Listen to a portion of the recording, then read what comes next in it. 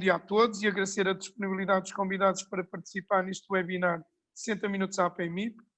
Como eu disse, hoje temos connosco a arquiteta Helena Roseta, licenciada em Arquitetura pela Escola de Belas Artes de Lisboa, foi colaborador do Laboratório Nacional de Engenharia Civil, integrou o grupo que iniciou a recuperação dos bairros clandestinos de Lisboa, tendo sido ainda membro da equipa do Plano Diretor e Plano Estratégico de Lisboa e Plano Estratégico da Guarda, foi vereador da Câmara Municipal de Lisboa. Luís, se vai contar a minha história toda, gastamos o tempo do webinar nisso. E eu não, se eu não fizer, a Vera fica já zangada comigo, mas acho que se esqueceu de uma coisa que me dá gozo. Não fico. Foi vereador da Câmara Municipal de Lisboa, presidente da Câmara Municipal de Cascais e dirigiu o programa local de habitação de Lisboa. Em 2013 assumiu a presidência da Assembleia Municipal de Lisboa e em 2015 foi eleita deputada da Assembleia da República, mandato em que criou o Grupo de Trabalho da Habitação, Reabilitação Urbana e Políticas de Cidade. Em 2019 cessou funções como deputada, com muita pena minha, sempre admirei todo o trabalho que desenvolveu em prol do direito à habitação. Ver, esqueceu-se uma coisa, eu conheci a arquiteta como, não é bastonária, como presidente da Ordem dos Arquitetos há muitos anos. E essa bagagem não me puseram aqui, mas foi aí que eu a conheci. É verdade. Foi aí que eu a conheci, por acaso, há muitos anos. E nunca na altura, eu peço desculpa, mas são 30 segundos, na altura eu quando tinha tratado, porque é assim que se trata como presidente, para mim era bastonária porque era uma ordem. E tinha alguma dificuldade quando a cumprimentei, se era presidente, queria dizer se era bastonária. E depois a partir daí passámos a falar e a conversar, e hoje em dia considero o meu grupo de amigos e agradeço imenso a ter a paciência de me ouvir e aturar ao longo destes anos todos a mim em nome do imobiliário e da construção. Arquiteta, vamos então dar início à nossa conversa. A primeira pergunta, o governo, eu não sei se quer dizer alguma coisa antes de começar, mas eu faço a pergunta e depois a arquiteta está à vontade, que este programa, isto também é seu, está entre amigos. O governo aprovou a extensão das moratórias de crédito até março de 2021. Como vê esta medida?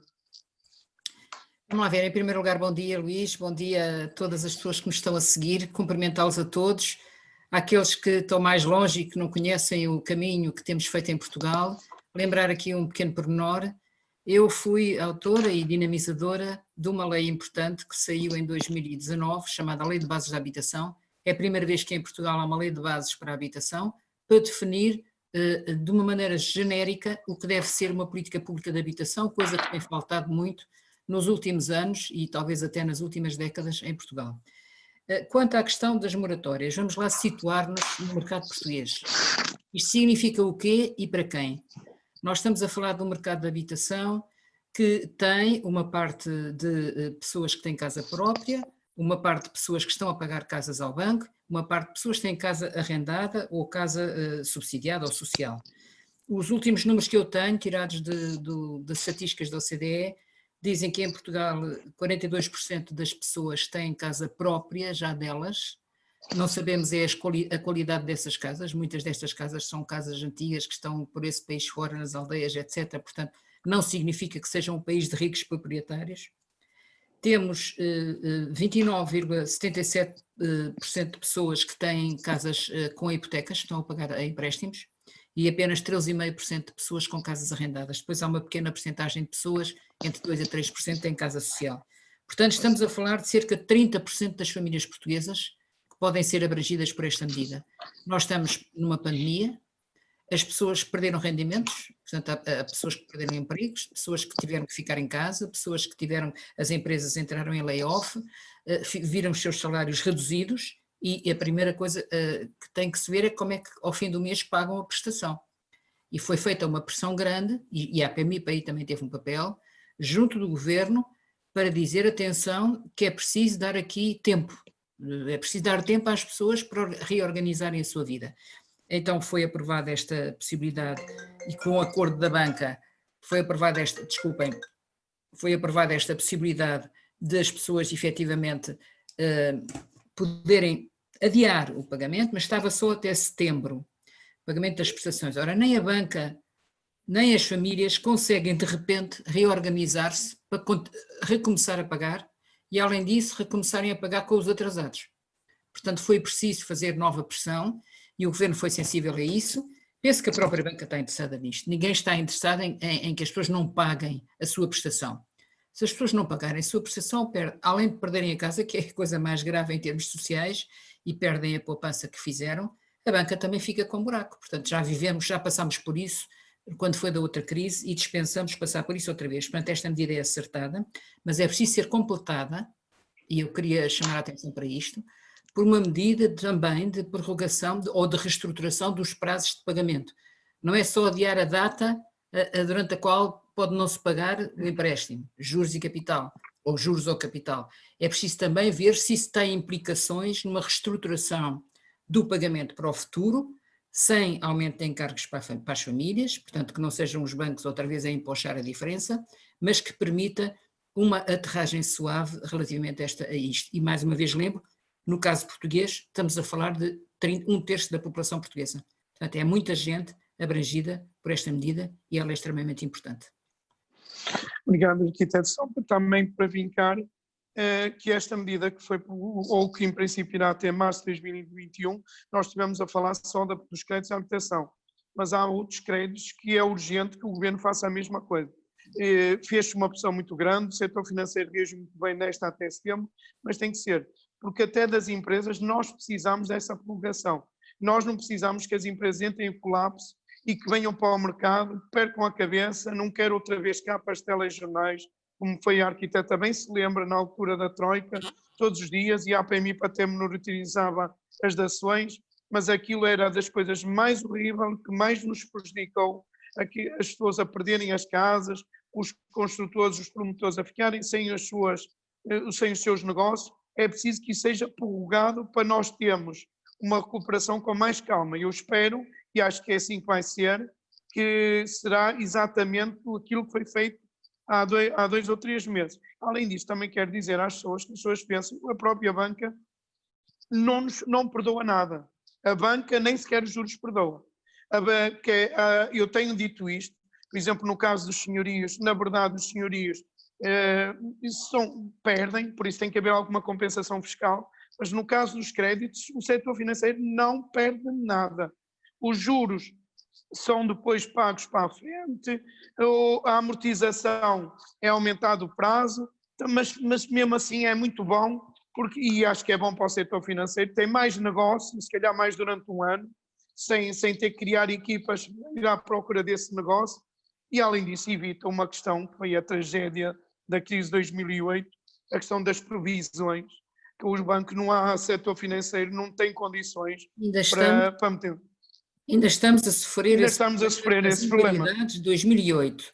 Eu lembro, para as pessoas que não são de Portugal podem não conhecer a história, mas lembro, por exemplo, o caso do Novo Banco. Nós ainda estamos a pôr dinheiro no Novo Banco para tapar os buracos que o Novo Banco herdou do Banco Espírito Santo, supostamente tinha herdado só a parte boa, mas pelos vistos também herdou grandes buracos.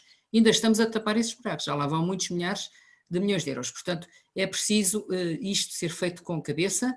E mesmo as exigências da banca têm que ter alguma regulação, o Banco de Portugal e o Banco Central Europeu têm que ter aqui um papel, porque o problema não é só do país, não é só de Portugal, é um problema europeu e, portanto, a Europa deu agora recentemente sinais de que quer ter um papel mais ativo no combate às consequências sociais e económicas da pandemia, e aqui esta matéria é da maior importância para a economia, para a liquidez, para o equilíbrio do sistema bancário e financeiro, mas sobretudo também para a estabilidade das famílias. Quer dizer, as pessoas não podem de repente verem isso outra vez, na iminência de ficarem sem a casa, ou não conseguirem pagar, ou terem que, enfim, sujeitar-se às condições, muitas vezes leoninas, que a banca lhes impõe. Portanto, este é um ponto importante e acho que as entidades nacionais e internacionais de supervisão têm aqui um papel importante. E vamos passar adiante. Vamos adiante. Tem havido uma grande dificuldade por parte de sucessivos governos em dinamizar o mercado de arrendamento em Portugal. Qual é, na sua perspectiva, a justificação para esta ineficácia? Há muitos anos que se fala como um desígnio nacional, mas... Luís, o mercado de arrendamento é um mercado, por definição, privado. Se nós excluirmos do mercado de arrendamento, que é o arrendamento social, que em Portugal é minoritário, são cerca de 130 mil fogos, não chega a 3% da totalidade, portanto é muito pouquinho. Se tirarmos esta fatia, em que há um senhorio público e um inquilino particular, o resto do mercado é um mercado particular. não tendo o público uma percentagem maior de casas públicas que possa colocar no arrendamento, num arrendamento controlado e público, temos muita pouca maneira de intervir no mercado, que é entre particulares e particulares. Ora bem, esse mercado tem sido um mercado que, no fundo, tem sofrido aqui vários traumas. Desde o trauma muito antigo, durante a ditadura do Salazar, décadas de congelamento de rendas no Brasil. Renda quer dizer rendimento. Eu queria explicar, se há brasileiros a ouvir-me, quando eu falo em rendas, no vosso país diz-se aluguel. Portanto, estou a falar de rendas, mas traduzam por aluguer. Portanto, durante a ditadura, nós tivemos em Portugal congelamento da renda ou aluguer das casas em Lisboa e Porto. Isso durou décadas. Logo a seguir, ao 25 de Abril, isso foi alargado a todo o país e as rendas ficaram congeladas, mais umas quantas décadas. Congelar é fácil, descongelar é que é difícil.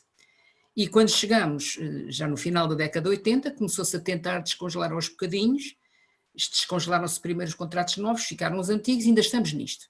Ora bem, o que é que isto deu? Deu um trauma relativamente a uma parte do mercado, que são os proprietários que têm medo de colocar casas em arrendamento por serem apanhados por este tipo de medidas, e deu alguma folga, digamos assim, aos inquilinos que tinham rendas congeladas. Havia uma grande estabilidade no arrendamento, o Estado não tinha que se preocupar com esse lado.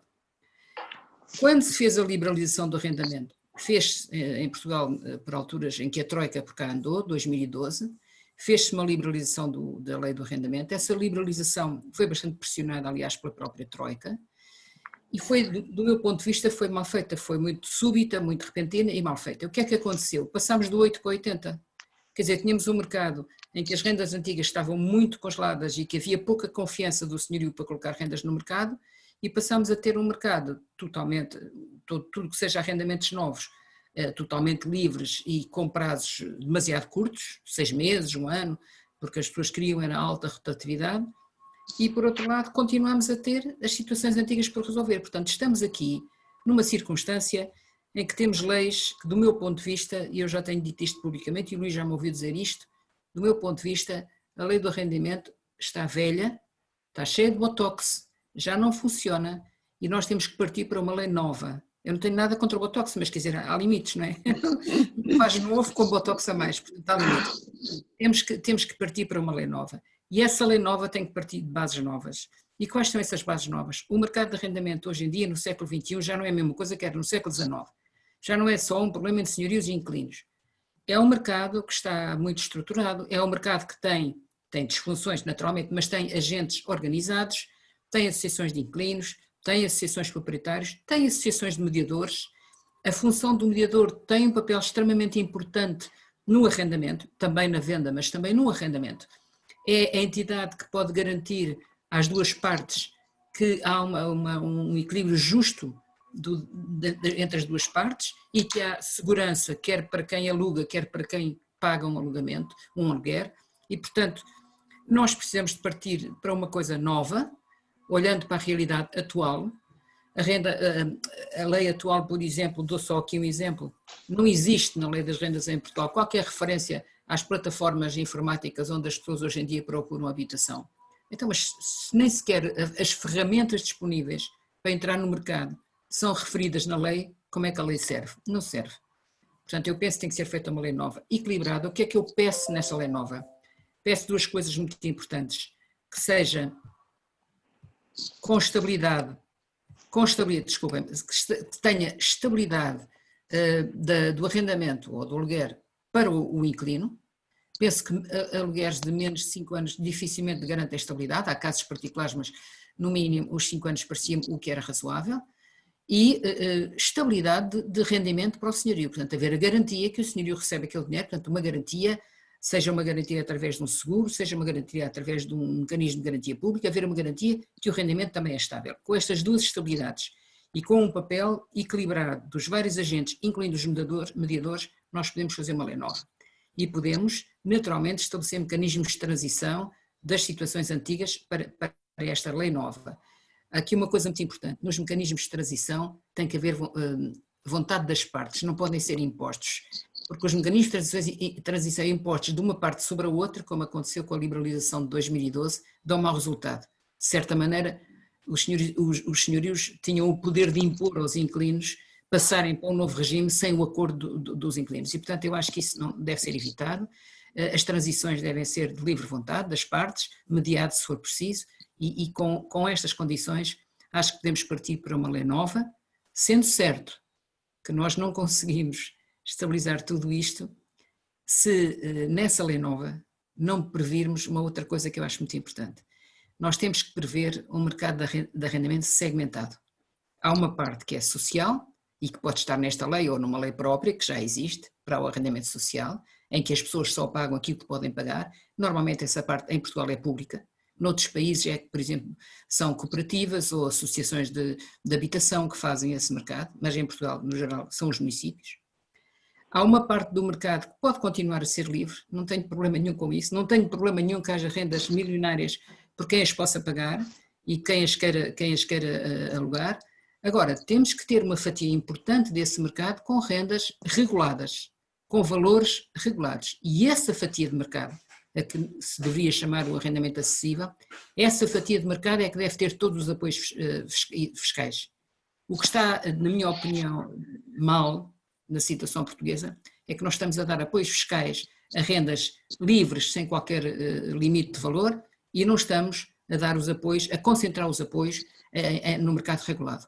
Portanto, este mercado regulado pode ser muito importante, tem que ter todos os apoios do Estado possíveis e imaginários, e o mercado livre paga os impostos que tiver a pagar, pode existir, não tenho nada contra, mas tem que cumprir as regras da lei e tem que pagar os seus impostos. Não pode ao mesmo tempo ter um mercado livre e depois pedir benefícios fiscais, isso é que eu acho que não faz sentido.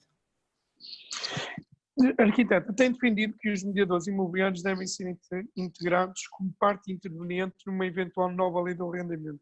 Porquê? Não, por aquilo que eu já disse e também por outra razão. Nós, quando fizemos a lei de bases de habitação, olhámos para quem são os agentes neste setor e encontramos, de facto, sabemos que é o setor aos proprietários, aos inquilinos, aos mediadores, as empresas de construção, portanto todo o setor do imobiliário é um ator importante neste mercado e é um ator importante num mercado que ainda por cima demora muito tempo a obter resultados, quer dizer, quando se investe na habitação não aparecem casas no dia seguinte, a coisa não funciona assim, é muito lento e portanto muitas vezes os governos não se interessam por uma coisa que só vai dar frutos daqui a não sei quanto tempo e estão muito em cima do acontecimento, portanto nós temos que ter, de facto, aqui os mediadores e os outros atores do mercado e mais, a Lei de Bases de Habitação prevê um Conselho Nacional de Habitação onde estas entidades estão representadas, são ouvidas, são chamadas e é isso que está também a faltar. A nossa política pública tem prescindido de ter de uma forma organizada este setor a tomar posição. Eu digo muitas vezes, a concertação social, nós temos um sistema de concertação social em Portugal, houve de facto as confederações de patrões e de trabalhadores. Mas o setor da habitação e do imobiliário, ele próprio deveria ser ouvido em termos de concertação social, já que não é no Conselho de Concertação Social, ou ao menos no Conselho Nacional de Habitação. Tem que ser ouvido, porque é quem está no terreno, e o Luís sabe isto muito bem, é quem está no terreno que não só conhece melhor os problemas, como detecta antes de toda a gente as mudanças que estão a acontecer. As nossas estatísticas em Portugal são muito demoradas. Os últimos censos que nós temos com valores objetivos em Portugal são de 2011, nós estamos em 2020. O que é que não aconteceu nestes 10 anos? Tudo e mais alguma coisa. Portanto, eu agora, quando preciso de estatísticas, vou procurar no OCDE e no Eurostat, que são alimentados pelo nosso Instituto Nacional de Estatística, mas depois o nosso Instituto não põe aquelas estatísticas cá fora, como essas duas entidades põem. E, portanto, vou lá ver. Normalmente consigo dados até 2018 e às vezes até 2019. Estou a ser injusta com o INE, porque há uma coisa que o INE está a fazer há 2 ou 3 anos, muito por pressão da Secretária de Estado Ana Pinho, que é as estatísticas da variação de valor, quer na compra, quer no aluguer, no arrendamento. E essas estatísticas são muito importantes. Mas falta cruzar isso com aquilo que o INE também sabe, que é a evolução do rendimento das famílias. Para nós conseguirmos perceber aquilo que o Luís está farto de dizer, as famílias não têm capacidade para lá chegar, falta-nos um suporte estatístico que cruze o valor das casas com os rendimentos das famílias. O valor das casas até pode não estar assim tão empolado quanto isso. ele está super empolado é ao rendimento das famílias que não chegam lá. Os rendimentos não subiram como o valor das casas subiu e, portanto, isto não é fácil. E também digo mais, como eu já disse há pouco, se nós temos uma percentagem de perto de 40% das pessoas que têm casa própria e se temos uma percentagem de perto de 30% das pessoas que estão a pagar empréstimos ao banco, 40 mais 30 faz 70, 70 e qualquer coisa. 70 e qualquer coisa por cento das pessoas em Portugal não estão nada interessadas em que o valor das casas caia.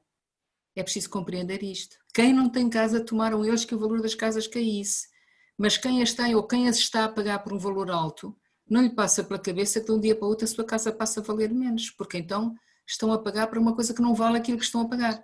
É preciso compreender estas dinâmicas para depois perceber como é que se pode atuar. Portanto, o valor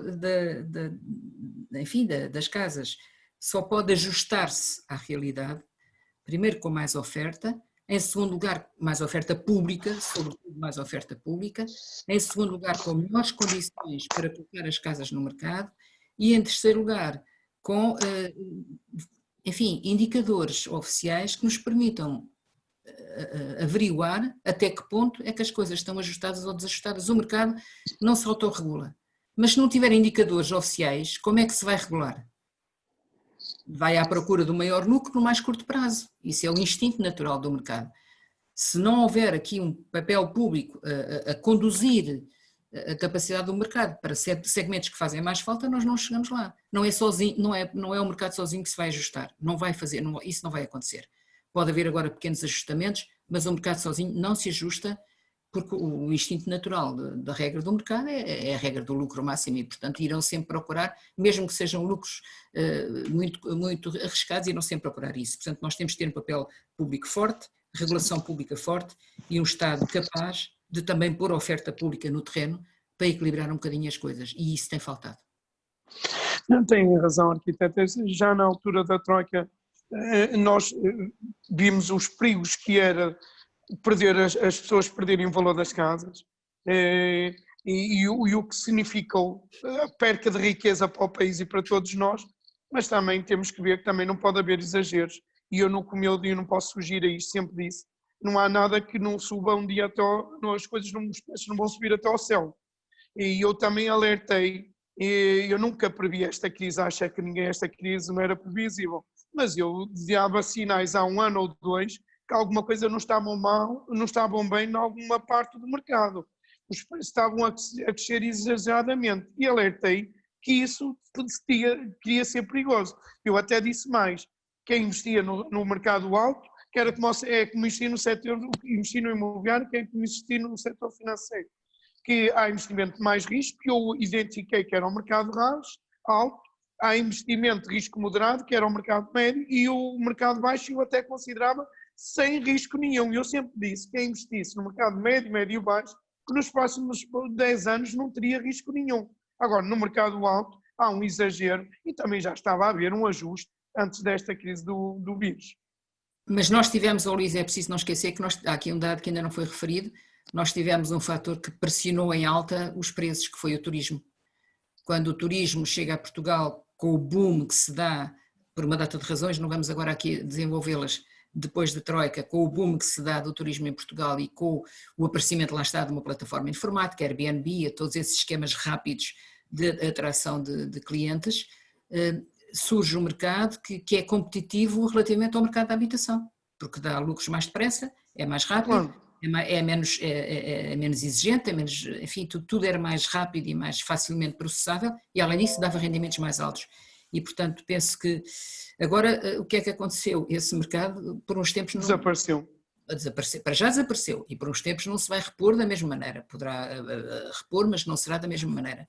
E portanto isto também é um fator que nós devemos aproveitar para, sobretudo, fazer transições do mercado que estava no alojamento local, passá-lo para a habitação permanente, com prazos decentes, e já vários municípios estão a fazê-lo, e o Governo já anunciou que vai apoiar essas transições, e muito bem, e aproveitar esse momento para, de facto, criarmos um mercado realmente acessível em termos dos rendimentos das famílias, que é isso que neste momento em Portugal está a falhar.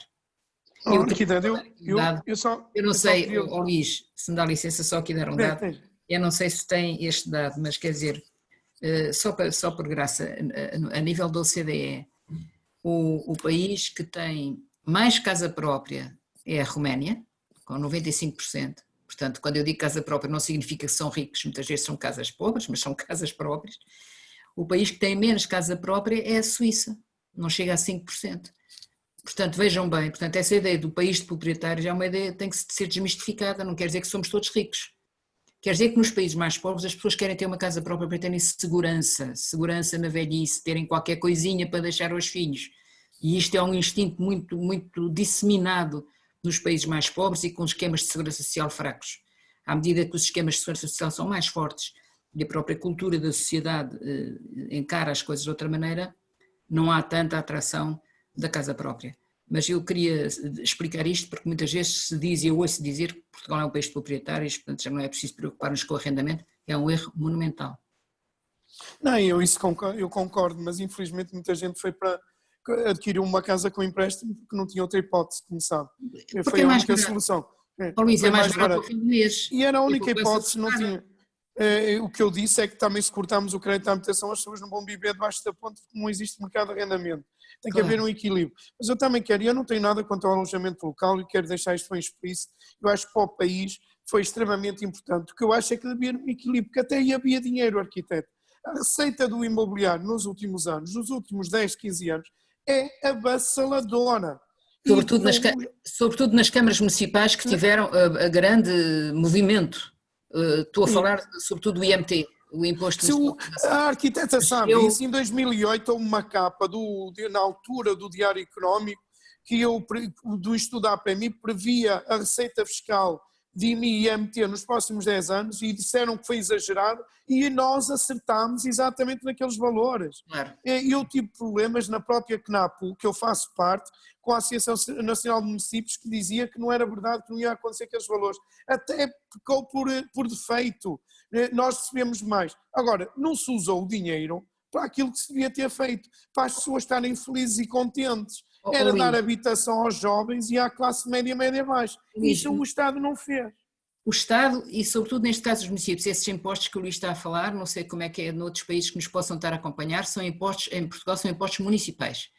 Portanto, é a receita que entra nos cofres dos municípios. Os municípios que tiveram o boom, Lisboa, Porto e outros, Cascais, etc., por aí fora, sobretudo nos segmentos mais altos, tiveram receitas ascendentes sempre a crescer nesses impostos, IMI e IMT, portanto Imposto Municipal sobre os Imóveis e Imposto Municipal de Transações.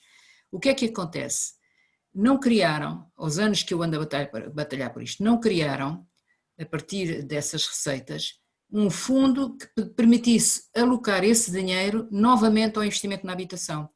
Nós temos regras orçamentais que não nos permitem que o dinheiro que vem de uma determinada fonte seja utilizado para outra determinada fonte, a não ser que sejam dinheiros europeus ou empréstimos. Fora isso, vai para o bolo geral e é gasto nas despesas gerais. A menos que sejam constituídas circunstâncias, neste caso um fundo, o Fundo de Urbanismo, Fundo Municipal de Urbanismo, ou Fundo Municipal de Sustentabilidade Urbanística, as autarquias não se preocuparam muito em fazer isto, que era a única maneira deles fazerem aquilo que nós chamamos a consignação da receita. Irem lá buscar uma parte desse dinheiro e garantirem que esse dinheiro era investido outra vez na habitação. Isso não foi feito. E, portanto, entra no bolo geral, os municípios aumentam os seus objetivos, os seus programas de atividades para fazerem mais coisas, tendo em conta os calendários eleitorais que são de 4 em 4 anos, pensando em coisas que possam encher o olho e que dêem resultados rapidamente. A habitação não dá resultados rapidamente, não enche o olho e, portanto, fica para trás. E isto, pronto, perdeu-se aqui uma ocasião importante de fazer uma consignação de receitas. Desculpa-me estar a usar uma linguagem um pouco técnica, mas é para quem não está no mercado público compreender que nos orçamentos públicos há esta limitação. Nós não podemos usar o dinheiro como queremos. Ele tem que ir para o bolo geral, a menos que se criem estes fundos, que em Portugal não foram criados. Tem imensa razão. Assim as pessoas estavam muito mais felizes e percebiam a importância muitas vezes deste investimento estrangeiro. E às vezes faz com que algumas pessoas, como eu vi num programa de televisão a semana passada, a dizer que é muito melhor assim não ter ninguém. Eu percebo, porque era uma pessoa até que já tem o seu rendimento e não precisa, mas não percebe que neste momento é uma tragédia para muita gente no país que não tem emprego e perdeu nenhuma fonte de receita.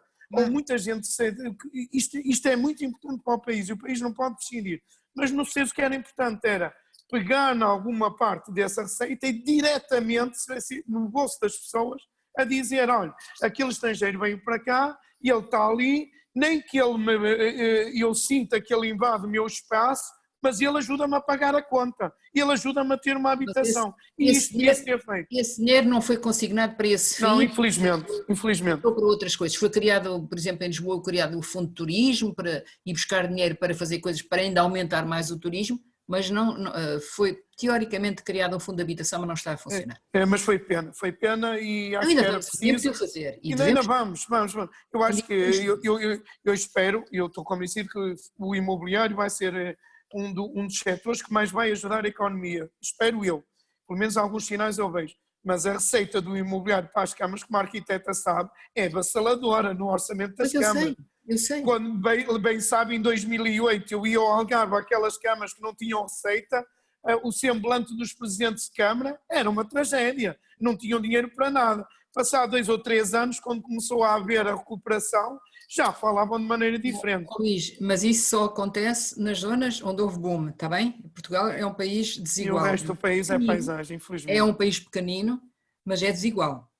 Tem razão. Há zonas onde houve boom e há zonas onde continua a haver uma grande ausência de receita e uma grande ausência de investimento, mesmo no imobiliário. As pessoas têm que perceber que eu sou um homem de mercado, mas não sou ingênuo. E para ter um mercado, e toda a gente sabe, eu continuo a ser a mesma pessoa, e por isso é que a arquiteta sabe que ao longo dos anos, sempre até na área, porque as pessoas têm esta área, em sucessivos governos, sempre me dei bem, sempre tento ser construtivo. Mas infelizmente esta parte é uma coisa que eu acho que é uma culpa de todos.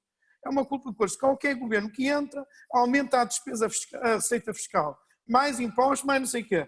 Todos eles falam no imobiliário, não há estabilidade no imobiliário a nível fiscal. E depois não fazem aquilo que nós pedimos, ao menos peguem algum desse dinheiro e deixem as pessoas felizes. Aumentem o rendimento das pessoas. Tem que fazer, passa a usar a expressão, Luís, tem que fazer consignação de receitas, é obrigatório. É verdade, tem razão. Garantir esta exigência. Senão não Arquiteto, vai. os jovens e as famílias portuguesas têm vindo a encontrar enormes obstáculos no acesso à habitação. Que caminho devia ser trilhado para dar resposta a estas necessidades habitacionais?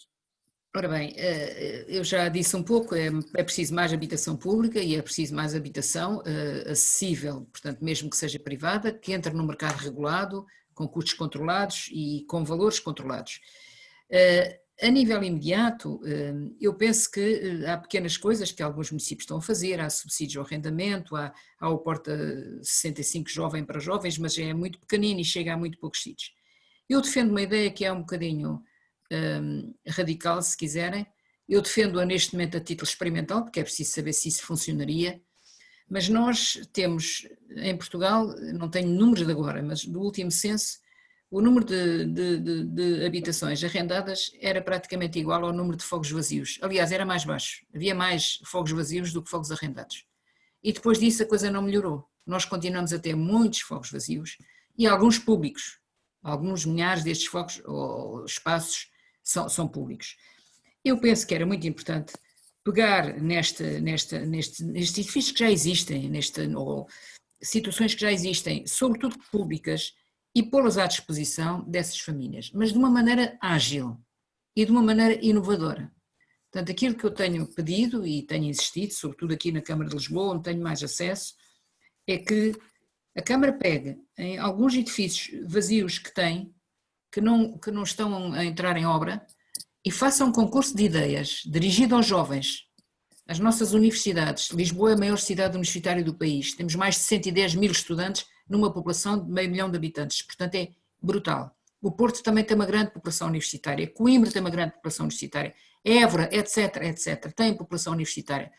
Temos gente que está a acabar os seus cursos e está a pensar o que é que vai fazer na vida. Com essa gente e com jovens licenciados, criem equipas multidisciplinares que possam concorrer a concursos de ideias em que o Estado ou os municípios põem uma bolsa de fogos vazios, públicos, e digam como é que isto se pode reabilitar e como é que pode ser gerido. Eu admito que haja formas novas de gerir. A gente fala sempre a mercado privado, cooperativo, não sei o quê, mas é capaz de haver outras soluções. Hoje em dia fala-se muito em habitação colaborativa, fala-se em soluções flexíveis, etc. Se calhar era preciso inventar novas formas de ir buscar o financiamento para a obra, de fazer a obra, de gerir a habitação, de a usar, e isso no concurso de ideias dirigido à camada jovem, eu acho que nos podia refrescar todos os conceitos que nós temos nas políticas públicas. Nós estamos a batalhar há 40 anos com as mesmas ideias. Acho que já é a altura, não é que as ideias velhas não sejam boas, mas já é a altura de refrescar isto, de pedir inovação, de pedir, e isso tem que ser feito com estímulo, e um estímulo simples é este, quer dizer, está aqui o edifício, apresentem concurso de ideias, há um júri independente, a melhor ideia tem como prémio, o edifício é-lhe atribuído para o poder utilizar durante X anos, com um financiamento público durante X anos e com os apoios necessários. Isto podia ser muito interessante. Eu acho que em Portugal não se acredita que as pessoas são capazes de fazer as coisas, tem que ser tudo muito controlado, é tudo muito de cima para baixo, o Estado é o paizinho, é que toma conta de tudo, não pode ser. Há muita iniciativa na sociedade, há muita inovação na nossa camada jovem, Portugal hoje tem quadros jovens fantásticos, eu trabalho com gente universitária e vejo gente a fazer coisas extraordinárias, não é só na ciência, é também na arquitetura, que farta-se de ganhar prémios, é também na engenharia, é também na economia, é também na gestão, temos gente muito boa. Estamos a desperdiçar esse recurso, ainda por cima essa gente faz parte da geração que tem mais necessidade. Só que não é a mesma geração que era há 40 anos atrás, que era uma geração de jovens que fugiam à guerra e que imigravam, não é disso que estamos a falar. Estamos a falar da geração mais qualificada de sempre. E temos aqui um recurso humano extraordinário. Portanto, façam um favor, peguem em prédios, façam concursos de ideias, com um prémio relativamente simples, com júris de reconhecida competência, e deixem as pessoas fazer. Não queiram que seja o Estado a controlar tudo. Deem um bocadinho de liberdade de concepção e de gestão. Não é possível regulamentar tudo. Nós temos, em Portugal, ou não temos nada, ou então temos regulamentos tão complicados que ninguém os consegue cumprir. Não acreditamos nas pessoas. O sistema público dificilmente acredita nos cidadãos. E este é um problema cultural. É um problema cultural que tem que ser ultrapassado. As pessoas que estão no sistema público estão lá de passagem. Quem manda está de passagem. Os funcionários públicos não estão de passagem, mas muitas vezes são os mais sacrificados por regras disparatadas. E, portanto, temos que abrir a cabeça, sair da caixa, pensar de outras maneiras, criar situações de inovação. É isto que eu acho. As soluções habitacionais passam pelo aumento da oferta pública de habitação. Também já fui falando, mas brincar mais. Oh, Luís, claro que passam. A oferta pública de habitação de todas as maneiras, médio prazo, longo prazo, curto prazo. A de curto prazo é a mais difícil, porque, como já vimos, não tenho habitações no bolso, mas é preciso todas as habitações públicas que estão devolutas serem utilizadas rapidamente, também com esquemas simplificados e de agilização. É preciso que, por exemplo, isto que as câmaras de Lisboa, Porto e Matosinhos já estão a querer fazer, que vão buscar, temos muito alojamento local em ótimas condições, que o vão buscar, que sejam as câmaras, por exemplo, a arrendar, como estão a fazer, a arrendar, a contratualizar com os proprietários desses alojamentos locais e depois subarrendar com preços controlados pela autarquia. Evidentemente que a Câmara tem que pagar a diferença, porque o preço a que vai subarrendar é inferior ao preço a que vai comprar. Também não pode ir comprar a um preço especulativo, portanto tem que haver aqui algum equilíbrio, não é fácil, esta transição não é fácil. Há pessoas que acham que a pandemia que é complicado, mas que isto vai recuperar rapidamente. É preciso mentalizar-se que não vai recuperar assim tão rapidamente. O turismo não vai recuperar assim tão rapidamente, até porque os rendimentos também das famílias que eram os nossos turistas principais também desceram, não foi só cá que desceram rendimentos. Isto não vai ser assim, há falta de confiança, há medo e há rendimentos mais baixos. Portanto, nós temos que fazer opções e, portanto, as pessoas são convidadas a fazer uma opção entre uma receita estável garantida pelo município ou uma receita que se calhar pode ser muito mais alta, mas que de um dia para o outro desaparece. E, portanto, isto é tudo, são mudanças, o tal novo normal que agora se diz agora, acho que não é normal nenhum, nem lhe chamo novo normal, acho que é uma oportunidade extraordinária de experimentarmos algumas mudanças que nos podem tornar uma sociedade mais justa, mais coesa e até economicamente mais interessante. E economicamente mais interessante com mais oportunidades. Não ser tudo sempre para os mesmos e abrirmos isto para mais oportunidades. Todas as pequenas economias também são muito importantes na economia, portanto as pequenas empresas, os pequenos negócios, tudo isso pode ajudar a robustecer a nossa situação económica e ajudará com certeza a situação social, que também é muito grave. Arquiteta, e esta é uma questão que eu, como homem do mercado, perguntam porque é que eu sou a favor, mas faz sentido repensar o modelo das cooperativas habitacionais. Eu sou de Matosinhos. No outro dia ouviu a troca de palavras com a Presidente Luísa Salgueiro num debate que tivemos juntos, e aqui em Matosinhos há muitos anos eu vivi essa experiência das cooperativas e eu acho que até funcionou. Claro, com algumas coisas má, como tudo na vida, mas na balança eu acho que foi mais para o lado positivo. E eu acho que as cooperativas podiam dar uma ajuda. O que é que a arquiteta pensa disto? Penso bem e acho que tem razão. Agora vamos lá ver, o que é que aconteceu com as cooperativas? Nós tivemos um grande apoio ao setor cooperativo no princípio a seguir ao 25 de Abril, 1975, 74, 75, um grande apoio. Foram criadas muitas cooperativas no país.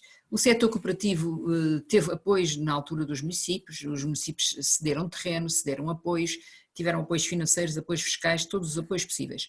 O setor cooperativo em Portugal deve ter construído cerca de 200 ou 250 mil fogos, mais do que a habitação pública que nós temos. É preciso ter isto presente, portanto não é assim tão pouco. Mas o que é que aconteceu? Eram cooperativas de construção de habitação própria. Portanto, ao fim de 30, 40 anos, as casas ficam dos sócios, pagaram as suas cotas, estão pagas de uma forma não lucrativa, portanto tiveram a sua casa a um preço razoável, agora ficam livres de colocarem essas casas no mercado imobiliário. E o que aconteceu é que não houve uma segunda geração a continuar esse trabalho. Aquela primeira geração ou tem a casa ou já a vendeu e já ganhou dinheiro com isso, e depois começou a apertar o apoio, quer em empréstimos, quer noutras modalidades às cooperativas. Os bancos deixaram, quando as taxas de juros subiram loucamente, a partir de meados dos anos 80, subiram loucamente em Portugal, deixaram as cooperativas de ter apoios e, portanto, passaram a ter um tratamento não privilegiado, até pelo contrário, e o setor declinou. Agora, nós precisávamos ter as cooperativas do século XXI. Qual é o ponto principal para as cooperativas do século XXI? São dois: terrenos e financiamento. É como para qualquer agente do setor imobiliário, terrenos e financiamento. As cooperativas têm grande capacidade de fazer os projetos, de conseguir os licenciamentos, mas não têm terra, não têm terrenos e não têm apoios financeiros organizados. Falta-nos, o Luís há pouco falou de reinvestir no imobiliário, pois uma parte de fundos públicos devia ser criada, uma espécie de um fundo, um banco, chamem-lhe o que quiserem, uma função do novo Banco de Fomento, se quiserem, que vai ser criado com dinheiros europeus, para fomentar exatamente o apoio financeiro às cooperativas. Porque sem isso elas não conseguem. As pessoas sócios cooperantes, quando fazem cooperativa, no geral não são pessoas ricas, portanto podem ser pessoas remediadas, mas não são pessoas ricas e portanto não têm capacidade financeira e as cooperativas não têm facilidades nenhumas na banca, até pelo contrário, só têm dificuldades. E portanto as pequenas facilidades que têm é não pagarem alguns emolumentos, não pagarem algumas pequenas taxas, mas isso não é nada para o que é preciso investir. É preciso talvez criar-se uma coisa que o meu querido Nuno Teotónio Pereira, que foi o meu grande mestre na arquitetura, um grande senhor, já morreu, sempre defendeu toda a vida, que eram cooperativas de inclinato, ou seja, as cooperativas de terem o património, funcionarem a própria cooperativa como senhorio, ter os seus inquilinos que podem entrar e sair, e quando sai, torna a atribuir a outro cooperante que queira ser inquilino e, portanto, permanecer a propriedade na posse da cooperativa, em vez dela se dispersar por cada um dos cooperantes. Isto é uma solução interessante, está neste momento a ser feita em vários países, e são cooperativas ou, enfim, associações colaborativas para funcionarem como senhorios de uma propriedade que é de todos. E, portanto, em que todos têm interesse em que aquilo corra bem, para terem a sua receita, o seu rendimento, mas nem todos podem querer ser inquilinos. Alguns são, outros têm outras formas, mas cooperam. E, portanto, os novos caminhos do cooperativismo passam muito por aqui. E está gente a trabalhar nisto em vários países, nos Estados Unidos e na Europa. Penso que cá também há gente interessada nisto, mas precisa de haver aqui as duas coisas, terrenos ou edifícios para reabilitar, é a mesma coisa, e financiamento. E agora chegamos a uma fase das perguntas, senão a Vera diz-me já que não temos tempo, o tempo passou, foi uma conversa entre dois amigos, franca, muito agradável, espero que as pessoas tenham gostado. Mas antes das minhas palavras finais, entraríamos nas perguntas e respostas, Vera. Eu fui acompanhando algumas das perguntas que estão aí já. E não sei, a Vera, eu passava então para si Ainda para temos. fazer. Ainda temos tempo. Temos. Cerca de 10 minutinhos sempre. Vou começar por colocar uma questão que nos foi feita quando as inscrições,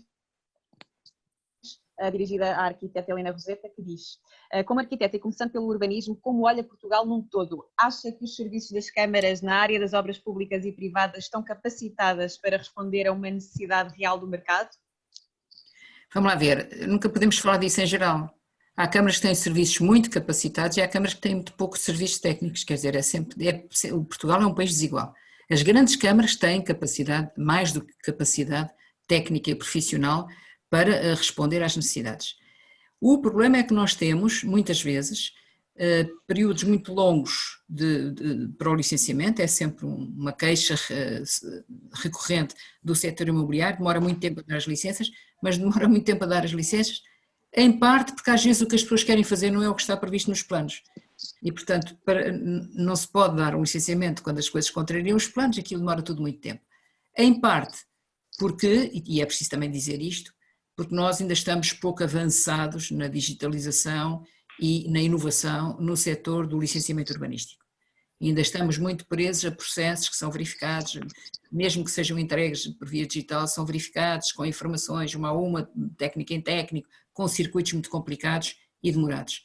Precisamos de inovar aqui, precisamos de um simplex para o licenciamento urbanístico, mas um simplex para o licenciamento urbanístico que não signifique liberalizar tudo, porque isso então andamos para trás.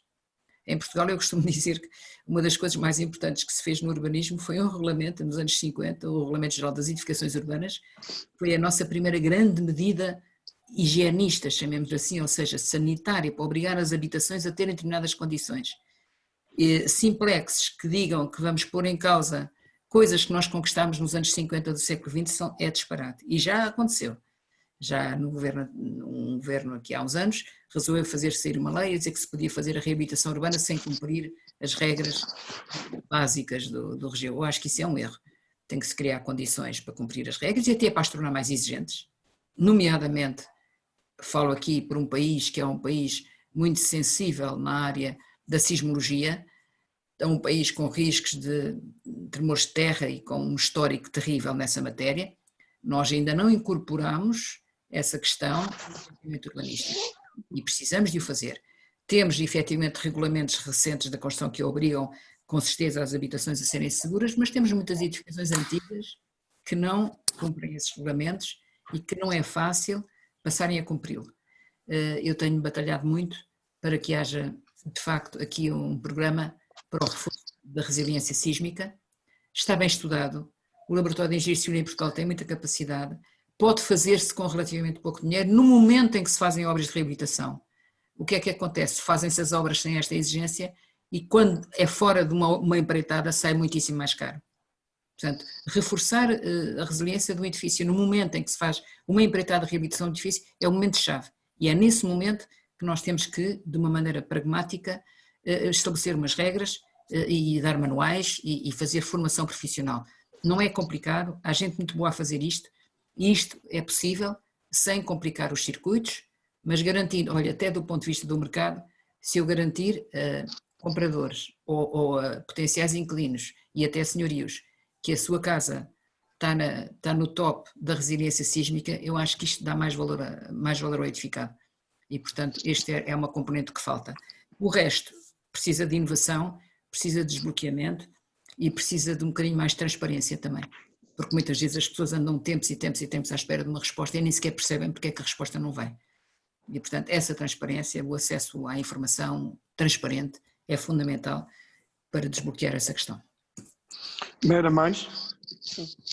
A próxima questão, o que falta no mercado de arrendamento para que os proprietários tenham segurança para deslocar os seus imóveis para este mercado? Não, quer dizer, vamos lá ver, a gente já falou um pouco disso. Falta que haja uma garantia de estabilidade do rendimento. Eu ouço muitas vezes dizer que é preciso que os despejos sejam expedidos, quando a pessoa não paga, o despejo seja expedido. Eu não acho que isso seja o problema mais crítico. A última coisa que a pessoa deixa de pagar é de facto a renda da sua casa. Falta confiança. falta confiança entre as partes, falta confiança, eu há pouco disse precisamente que havia grandes, enfim, traumatismos antigos, desde dos senhorios contra os inquilinos, dos inquilinos contra os senhorios, e são cada vez, aliás, que na comunicação social se fala de arrendamento, parece que é um duelo entre senhorios e inquilinos, falta uma confiança, falta construir essa confiança. E aí, mais uma vez, eu acho que os mediadores podem ser uma excelente ponte, porque obrigatoriamente eles estão entre os dois, quer queiram, quer não. E, portanto, é preciso reconstruir esta relação de confiança com base em regras equitativas que permitam aquelas duas coisas que eu disse há pouco, estabilidade no rendimento para o proprietário e estabilidade no arrendamento para o inquilino. Com estas duas condições, com regras claras, com um bom papel dos mediadores, com informação útil e com boas estatísticas, eu acho que nós conseguimos restabelecer uma relação normal e não uma relação de guerra entre senhorios e inquilinos. Alberto, deixe-me só dizer que eu acho que nunca houve um potencial tão grande para nós, para nós aproveitar, para termos um mercado de arrendamento. Nos próximos tempos, as pessoas, com isto que aconteceu e que ainda não sabemos bem o final, as pessoas dificilmente, com as taxas de juros, vão se manter baixas, e isso, felizmente, também para nós, mas vai acontecer, as pessoas precisam de investir.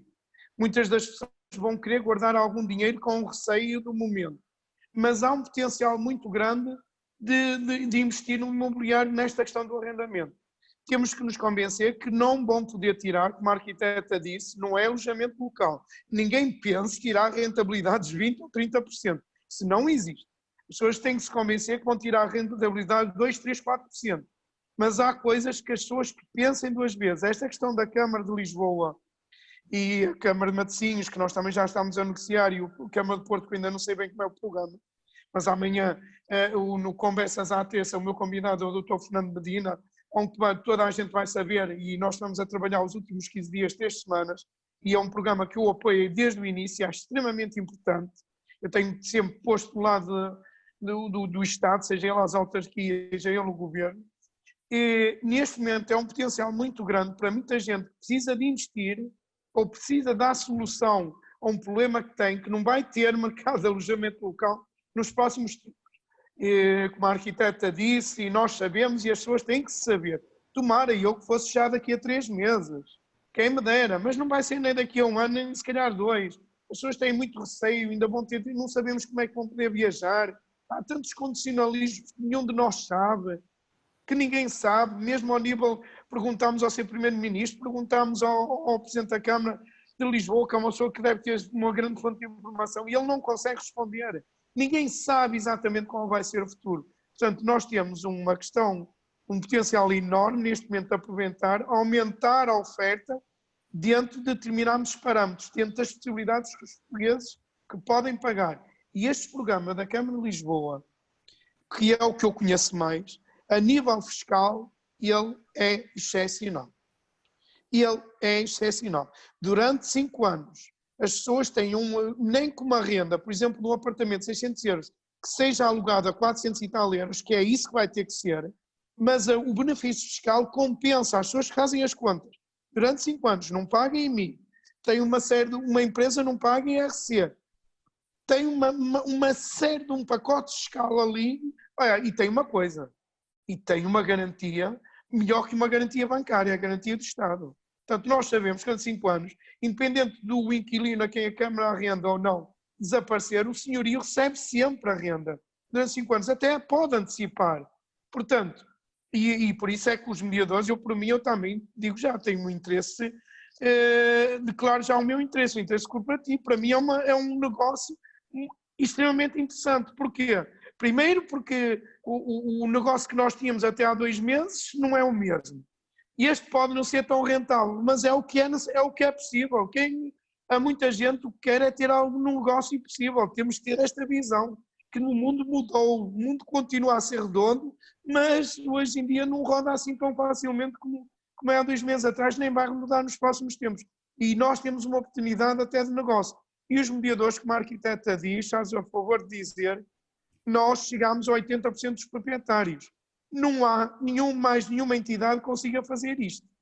E chegamos a 80% dos clientes. Não há mais nenhuma entidade que faça essa ponte entre os dois lados. mais rápida, mais expedita.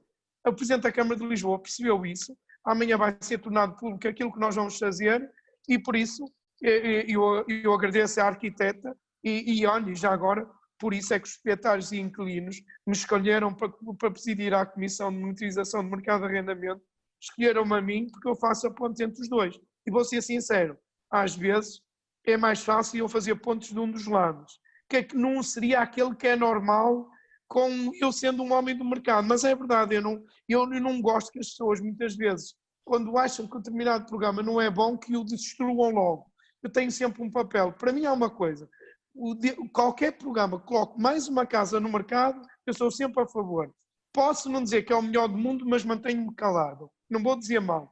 E alguns colegas nossos, infelizmente, só dizem mal, e às vezes isso também cria alguma incerteza no mercado. Por isso era só para dizer que os mediadores, na ótica dos mediadores, é um sinal de inteligência estarem disponíveis. E o que é que o mercado precisa? Aquilo que a arquiteta disse, confiança. Nós precisamos é ter confiança. E este programa, na verdade, a Câmara de Lisboa, e que pelos vistos vai ser replicado para outras câmaras, não sei quantas, cria uma questão, cria confiança. Quem colocar aquela casa durante 5 anos, até um cidadão estrangeiro que eu confesso, eu mesmo, já disse isto ao Presidente da Câmara de Lisboa, tenho um cidadão, um investidor meu estrangeiro que me mandou comprar 5 ativos em Lisboa para colocar no mercado de arrendamento e eu vou pôr este programa. E já lhe disse que vai ter 2 ou 3%. E ele perguntou, mas é garantido? Sim. É bom. E ele não está à espera, ninguém está à espera, volto a dizer, dos 20, 30 ou mais, tirava no alojamento local. Eu não tenho nada com que esse negócio exista, mas eu não o prevejo. Era só isto que eu queria dizer, não sei se a arquiteta quer dizer mais alguma coisa. Só para aqui um pormenor que é importante chamar a atenção, nós também estamos, para além de todas estas mudanças, num cenário em termos globais, em que o financiamento vem muitas vezes por via de fundos internacionais com uma grande capacidade de investimento, que evidentemente ao competirem com pequenos fundos nacionais ou com o proprietário individual, a desigualdade é imensa. E portanto também temos que ter aqui alguma regulação desse investimento dos grandes fundos, dos grandes investidores. Há grandes investidores internacionais que são investidores, como eu costumo dizer, da família Prudência, são investidores institucionais, fundos de pensões, etc., que investem em mecanismos deste género, mas há grandes investidores puramente especulativos. E com os paraísos fiscais, enfim, isso era toda uma outra conversa. Não podemos ignorar essa realidade. Portanto, temos de ser capazes de não nos deixarmos deslumbrar pela facilidade ou pela dimensão do investidor que aparece e quer aqui enfiar uma data de dinheiro, mas que não nos dá garantias de ser um investidor estável, está aqui só para vender e comprar e vender e fazer o máximo lucro na passagem.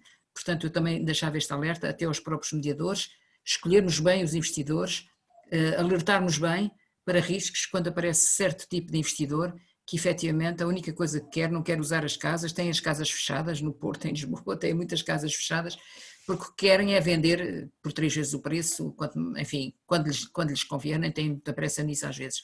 E portanto também havia este aspecto que se costuma chamar na literatura internacional a financiarização da habitação. É preciso estarmos atentos a isso, o mercado é complexo, é desigual, e é desigual também a esta escala, a uma escala que é global, já não é só portuguesa. Era isso. Só queria dizer que está uma colega nossa jornalista a ouvir, que a arquiteta conhece, por motivos óbvios não vou dizer o nome, e está-me a perguntar se um dos presidentes que eu falei já falou comigo. Ela quer que eu diga o nome, eu nunca vou dizer o nome em público, que eu quero aquilo que estamos a fazer com a Câmara de Lisboa e que vamos fazer com a Câmara de Matosinhos, estamos sempre disponíveis. O interesse é nosso. Às vezes há uns que são mais acessíveis e dirigem-se a nós logo. Mas eu mais uma vez digo que amanhã esperem pelo dia da manhã e já vão saber, nomeadamente essa amiga, que é amiga minha e da arquiteta, que espero pela amanhã que já vai ter mais novidades. Vera, mais uma pergunta, porque eu também estraguei-lhe um bocado os seus minutos, mais uma pergunta para a arquiteta. Aqui a última questão que eu tinha para colocar vai aqui um bocadinho no âmbito da futurologia. Perguntam sobre expectativas para o mercado imobiliário até ao final do ano e a pergunta é para a arquiteta e para o Sr. Luís Lima. Vamos lá ver, eu vou deixar a última palavra ao Luís, que como ele diz é um homem de mercado, eu sou uma pessoa das políticas públicas. As expectativas são expectativas que podem ser muito importantes, mas não são expectativas mirabolantes. Portanto, tem que ser aqui, isto tem que ser feito com cabeça, com sangue frio e com a possibilidade de imaginar que precisamos de algum tempo para que o mercado alcance, enfim, uma certa dinâmica que neste momento não tem. A minha maior expectativa é que as políticas públicas possam ajudar a essa dinamização do mercado imobiliário, quer na compra, quer sobretudo no arrendamento, que é onde temos mais falha, e possa ajudar de uma maneira inteligente e operacional. Está já algumas coisas a acontecer. Acho que, como eu disse também, não tenho a expectativa que haja uma grande baixa no valor dos ativos e espero até que isso não aconteça, porque isso seria muito complicado. Tenho a expectativa, sim, que haja um ajustamento razoável no valor dos arrendamentos. Não faz sentido que uma pessoa pague mais por uma renda do que paga por uma prestação da casa ao banco. Isso não faz sentido. E, portanto, é por isso que as pessoas hoje procuram antes a comprar do que a alugar. Ao fim do mês, seja mais barato. Isto não é razoável. E o mercado de arrendamento, que tem estes indicadores, tem que pensar que tem que se ajustar. Arrendar não pode ser mais caro do que comprar. E, portanto, este é um ponto importante que convida todos os intervenientes do mercado a ajustarem-se, a procurarem responder à procura que efetivamente existe e a procurarem também a incrementar não só o valor económico, mas o valor social no seu próprio trabalho, porque o trabalho das empresas também tem um valor social. Bem, este é um tema que eu nunca, eu tenho tido desde que foi a crise, desde que foi o início, o mês de março, e eu fiz uma carta, até que está no meu Facebook, que eu aconselho as pessoas a ver, aquilo é mais um discurso do que uma carta, que explica exatamente o que eu fiz nestes 3 meses. Eu sou um homem da crise, eu passei a crise de 2008 e a arquiteta também, aprendemos, a arquiteta não somos burros, aprendemos. Há coisas, nesse aspecto, estou muito mais bem preparado, sem dúvida, até empresarialmente. Evitei algumas questões que se não tivesse passado, eu não preferia que ela não existisse, mas pelo menos aprendi alguma coisa. Mas tive sempre um discurso que até me levou a algumas críticas, e eu ponho isso na carta que escrevi, nomeadamente de alguns grandes fundos e não sei o quê, queriam que eu tivesse um discurso mais positivo, e eu sempre disse que só falaria a verdade. Até porque sou um especialista de mercado. Quem me está a ouvir sabe que se eu disser determinada coisa, eu posso falhar. Normalmente acerto mais. As pessoas dizem que eu acerto. Não, eu sou realista. Mas nunca fui alarmista dizendo que previa um crash. Nunca disse nada disso. Apenas disse que a partir do dia 20 de março nós não tínhamos condições para exercer a nossa profissão normalmente. E então no mês de abril tivemos completamente fechados. E, portanto, é normal que haja uma quebra de mercado porque havia condicionalismos que nós não dominamos. Houve colegas meus, até muito próximo de mim, que queriam que eu tivesse um discurso mais positivo, a dizer que os preços não iam descer nada, que o mercado que estava normal. Como é que eu ia dizer se o mercado estava normal se eu sabia que havia uma quebra no mês de abril nas transações de 70% ou 80%? Eu sabia. Então, se nós estávamos fechados, tinha que haver. Portanto, eu tive um discurso sempre realista, mas não alarmista. O mercado abriu, e com este discurso, eu também quis passar ao governo que nós precisávamos de ajuda como outros setores, que não ia dizer que estava tudo normal e depois pedir ao governo para o nosso CAI ser inserido em paridade com a restauração e com o turismo para ter apoios, não ia dizer ao governo para não nos darem um regime de exceção para abrirmos inicialmente logo no dia 1 de maio, porque o governo dizia, então, mas vocês não precisam nada disso. Eu tinha que ser realista e dizer a verdade, até porque o que eu dizia ao governo é que conte connosco para ajudarmos depois a ajudar a economia no futuro, que nós podemos ser, não nos ajude-nos, porque nós podemos ter um papel importante. E tive sempre esse discurso, que não agradou a algumas entidades, alguns chamados, eu chamo-lhe fundabutes, mas também, como a arquiteta disse muito bem, eu não prevejo, no caso da compra e venda, grande oscilação de preços e espero mesmo que isso não aconteça e estou convencido que não vai acontecer. Quando saiu uma capa, como saiu da revista Sábado da semana passada, nesse dia eu fiquei doente, porque este meu estratégia foi para evitar, que a arquiteta bem se lembra, aquelas aberturas de telejornais e aquelas capas dos jornais, que era todos os dias a dizer mais não sei quantas casas de entrega ao banco, mais uma quebra não sei o quê, e isso é uma tragédia para todos nós. Isso não, só era bom para esses chamados fundos abutres que compraram as coisas por qualquer preço e depois, passado 1 ano ou 2, ganharam o dobro, o triplo ou o quádruplo. Portanto, isso não há razão. Até porque, como eu disse, há duas questões que houve na altura da crise de 2008 que agora não há.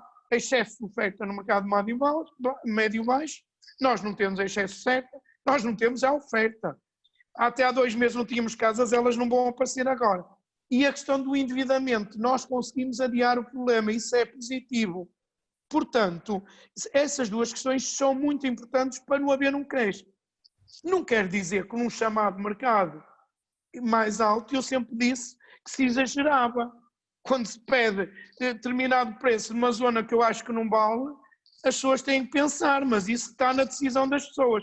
Agora, para o mercado médio-baixo, eu até digo às pessoas que tenham alguma calma, que os preços vai haver um ajustamento daqui a 3 ou 4 meses e vai-se manter um equilíbrio conforme estava. Infelizmente, nós temos é que conseguir que os preços venham para menos aumentando a oferta. Sim, isso é que vai. No arrendamento, eu concordo com o arquiteto, tem que haver um ajuste no mercado de arrendamento e ele vai haver inevitavelmente. Até porque o mercado da compra e venda não vai ser tão dinâmico, mas nós vamos tentar manter as transações usando as pequenas poupanças das pessoas. Das pessoas, como a arquiteta que deve ter um dinheirinho aí, eu vou ter que tentá-lo convencer, como aos meus pais, a investir num mercado que seja seguro. E por isso é que precisamos de confiança. Portanto, isto é o que eu penso. Eu acho que o mercado, que nós até vamos ser os setores, penso eu espero não me enganar, que até vamos reagir mais positivamente, mesmo do investimento estrangeiro. Há sinais positivos, meus caros amigos, mas eu não sei quando é que vamos ter viagens de aviões normais. Parece que os aviões já vão começar a fazer algumas escalas, mas a TAP, segundo eu sei, nem 10% daquilo que fazia há 6 meses. Além disso, todos nós temos medo de andar de avião. Eu sou uma pessoa que anda constantemente de avião, mas eu mesmo abrindo, eu não prevejo andar de avião porque tenho medo. Portanto, temos que dar tempo ao tempo, temos que ter calma, que há potencial para nós, há. Eu acho que esta questão, como nós tratamos a saúde, é um fator muito, muito positivo para nós. Ninguém tenha dúvidas. Também alerto as pessoas que estes cidadãos que estavam a residir em Portugal têm de ser considerados por nós precisamos deles e têm de ser bem tratados. Eu acho que houve algum populismo em algumas regiões do país que não foram bem tratados. Eu tive queixas. Nós não podemos pensar que um cidadão estrangeiro que paga os impostos exatamente como eu pago, que não tenha direito à mesma ocupação de ventilador, porque pecámos pelo exagero e agora temos que andarmos lá a pedir, por favor, venham para cá, tragam um dinheirinho para nos ajudar a pagar as contas. E houve algumas regiões do país que não se portaram muito bem e se calhar são as que mais precisam disso. Eu nunca vi isto em Lisboa e Porto. E no Porto, para dizer, eu conheço muitos estrangeiros que têm casa em Amarante, têm casa em Caminha, que nunca viram ninguém do Porto dizer alguma coisa sobre essa questão. E como sabem, não era no Porto onde a questão da saúde era mais complicada. Mas isso é para dizer que é um mercado que pode ser importante, acho que é importante para o país, acho que há poucos setores do país que podem ajudar tanto a economia como o imobiliário, acho que o Estado tem noção disto e agora temos de ter alguns cuidados, porque eu continuo a dizer a mesma coisa, a especulação não nos leva longe. Também da mesma maneira, e esses fundos abutres que viram aquela notícia do sábado e que mandaram 2 revistas internacionais, que me mandaram no sábado para mim, replicaram aquilo aí e que me perguntam, mas então os preços já vão descer 40%, até porque é mentira, não estão a descer 40%. É mentira. O próprio setor financeiro, até para minha surpresa, está a reagir melhor à questão do crédito à habitação do que ao que eu pensava. Até porque isto, quando saem estas notícias, temos que pensar, pode afetar a maneira como a banca concede crédito, porque os avaliadores estão a fazer as concessões de crédito baseado nos critérios antes de 20 de março.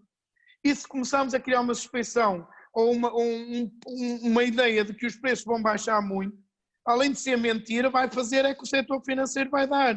Ele diz que não dá instruções, mas vai influenciar as avaliações para elas serem de um valor muito, muito inferior. Isso é mau para toda a gente.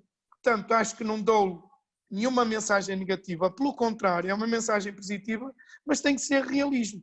Ninguém conta comigo para mentir. Isso eu nunca o farei. Pode fazer a pressão que quiser sobre mim, que eu não irei fazer. Até porque eu não preciso desse negócio. Eu não preciso esses chamados investidores que estão aqui apenas para se aproveitar de nós, vão-se embora. Eu já escrevi isto tantas vezes, nós não precisamos deles. Portugal, eu quero que Portugal seja um país seguro, mas na verdade que eles venham para cá. Quem quiser rentabilidades 20% ou 30% que vá para outras zonas. Eu disse isto quando foi há uns anos atrás da Flórida e de Espanha. Eu disse que querem vir para Portugal, têm que tirar rentabilidades, nomeadamente no arrendamento, 4% e 5%. E nós conseguimos. Nós deixámos de ter aquelas ilhas enormes. Bem, é o alojamento local que nos surpreendemos. Mas também é verdade que para a economia nacional nos ajudou imenso isso. É preciso ver que metade das casas que foram para o alojamento local estavam devolutas, a arquiteta sabe isso, nomeadamente em Lisboa. Eu já sei, deviam ter ido para o arrendamento normal, mas todos nós temos amigos que tinham casas de 1.400, 1.500 euros. Esse não é o arrendamento que a arquiteta quer, nem eu. Esses meus amigos que dizem, as rendas, eu nunca aumentei as rendas, mas não aumentou porque já tinha 1.200 ou 1.400 ou 1.500. Devia ser, era 600. E se calhar dava perfeitamente. Por isso é a mensagem que eu queria dar em último lugar. Vera, não sei se me podes pedir depois dar a palavra final à arquiteta. Arquiteta, muito obrigado mais uma vez. É sempre um gosto de falar. A Vera não pôs isso na lei da habitação, eu considero a mãe, olha, é o pai, o padrinho, a madrinha. Eu fui uma das pessoas que a arquiteta convidou para aquela comissão que formou na Assembleia da República. Olha, foi lá que eu conheci a arquiteta Ana Pinho, foi a arquiteta que nos apresentou aos dois. E até que me disse a mim, eu já disse isso à Ana Pinho, que me disse para eu terem atenção à Ana Pinho, nunca mais me esqueço disso. Vai vir aí uma senhora que não é muito grande, para eu não dizer que não quero ofender porque ela também é baixinha como eu, e que disse, tenha atenção que vai ter um percurso, Luís, tenha atenção. E eu tive, mas agradeço-me ter convidado, muitas vezes eu disse, mas porque é que me está convidado? Era só gente muito da área intelectual, professores, tudo, ex-secretário de Estado, mas sempre me quis ouvir e agradeço ao longo destes anos e agradeço estar sempre disponível também para me dar a sua opinião, que me ajuda muitas vezes a passar uma opinião mais verdadeira possível, sem alarmismos. Claro que eu, se soubesse alguma coisa é muito complicada, posso ir mandando mensagem, mas eu não sou alarmista, nunca o fui. E vejam que o meu percurso na crise de 2008, para quem quiser ouvir, e sempre disse que não havia uma bolha imobiliária e não houve, uma bolha no setor financeiro que nos afetou a nós. E se calhar se algumas pessoas tivessem tido mais calma, não tinham perdido tanto valor porque venderam as casas e já agora, porque também foram especuladores que antes de 2008 tinham as casas à venda pelo dobro do valor muitas vezes, e eu sempre disse, quando os jornalistas, nomeadamente esta colega jornalista que me fez as pontas há um bocado, que me perguntava que haviam 500 mil casas à venda, e eu dizia-se metade, só se for na cabeça dos proprietários, porque o preço que colocavam não existe clientes para isso. E depois a maior parte deles ficaram sem as casas, entregaram ao banco e perderam tudo. Por isso, uma mensagem acho que é positiva que eu deixo. Agradeço mais uma vez à arquiteta Helena Rosete, mais uma vez é um gosto. O tempo passou muito rápido e a palavra final é sua e depois a Vera fecha. A minha palavra final é muito simples, é apenas de agradecimento. Nestas conversas eu acho que a gente aprende sempre muito. Tenho pena se calhar não ter respondido a alguma coisa, mas ainda irei ver depois as mensagens para que possa responder às mensagens que tenho aqui e desejo a todos de facto ânimo, coragem e esta vontade, como diz o Luís, de sermos verdadeiros, não inventarmos coisas, não nos deixarmos nem pelos alarmismos, nem por falsos otimismos. Isto é uma coisa nova, estamos a viver uma realidade nova, não sabemos bem como é que as coisas vão evoluir, vamos manter a cabeça fria, vamos manter alguma generosidade, que também é preciso nestas alturas, as pessoas em alturas de crise são mais generosas, mantenham esse bocadinho de generosidade que faz muita falta, porque vamos precisar dela para conseguir vencer isto todos juntos, da melhor maneira possível, com as dificuldades que naturalmente todos vamos ter e sabendo nós que há uma parte da população que as tem muito graves. É tudo. Obrigada. Obrigado.